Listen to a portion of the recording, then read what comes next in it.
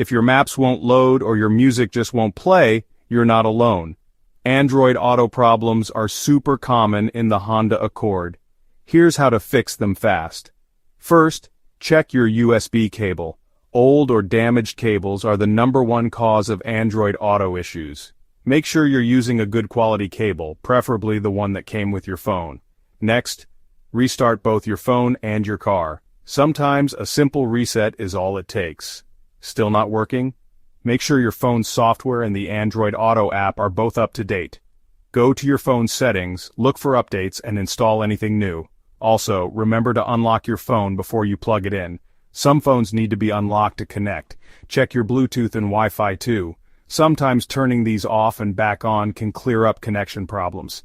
If you're still stuck, try deleting your phone from the car's list of devices.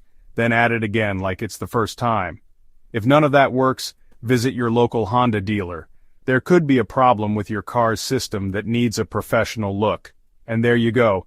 Quick and easy steps to fix Android Auto in your Honda Accord. Happy driving.